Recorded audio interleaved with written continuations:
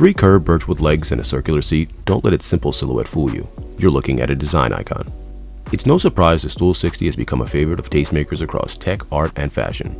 Apple famously features the Stool 60 in the black colorway for seating around its stores. In addition to Supreme and Barbara Kruger, Muji, Our Legacy Workshop, and Carhu have all put their spin on the Stool 60. The equal emphasis on form and function also lends the Stool 60 its adaptability and collaborative use. But the Stool 60 is more than just a canvas for artists, or a place to rest your bag at a Genius bar. It's an art piece in its own right. Stool 60 manufacturer Artek states that around 8 million units have been sold worldwide since the stool released in 1933, at a rate of 1 million per decade. In 2013, Artek's 80th anniversary collection featured designs from fashion and art world legends Rei Kawakubo, Tom Dixon, and Mike Muir.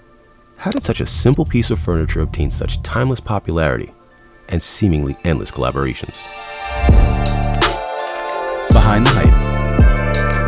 Stool 60. While the Stool 60 retails around $300, special collaborative editions can go for much more. Supreme's checkerboard pattern 2017 collab resells for around $500. Barbara Kruger's limited edition run of stools and edgier double entendre of Kiss My Ass retailed for upwards of $1,000. But it's not just these exclusive runs that built a hype. The Stool 60 began a new era, one that marked a greater appreciation for merging experimental aesthetics and technologies into functional design. This humble stool opened the gates for Scandinavian modernism. Think about IKEA: simple, functional, affordable. With a central emphasis on minimalist aesthetic, performance, and durability, the design movement emerged in the early 20th century across Sweden, Norway, Denmark, Iceland, and Finland. In the 1930s, Finnish designer Alvar Aalto, the creator of Stool 60, was already one of Scandinavian design's most popular figures. As well as an acclaimed architect of churches, homes, and office buildings, Aalto was an innovator. The Stool 60's trademark L-leg design came out of his experiments in woodworking. In 1932, he developed a technique for carving and steaming birchwood, making it much more pliable.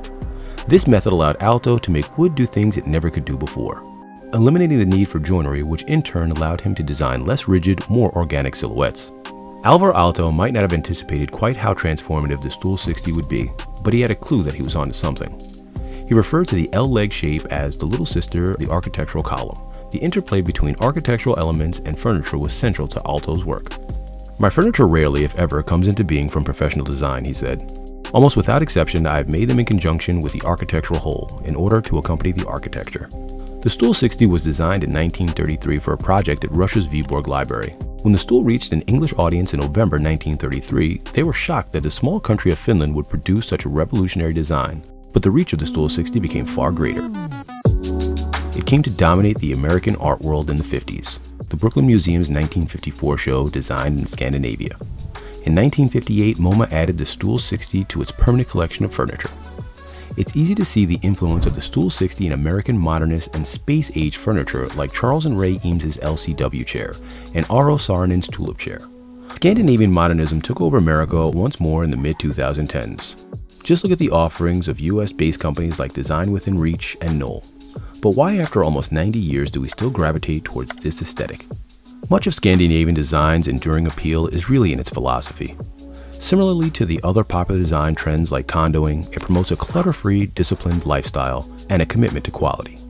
Scandinavian design is rooted in its very principle, to be useful and thoughtful before anything else. Alvar Aalto created his now iconic stool on the basis that its environment deserved as much thought and care as the object itself.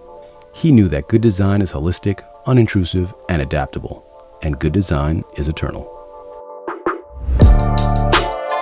Behind the hype. Stool 60.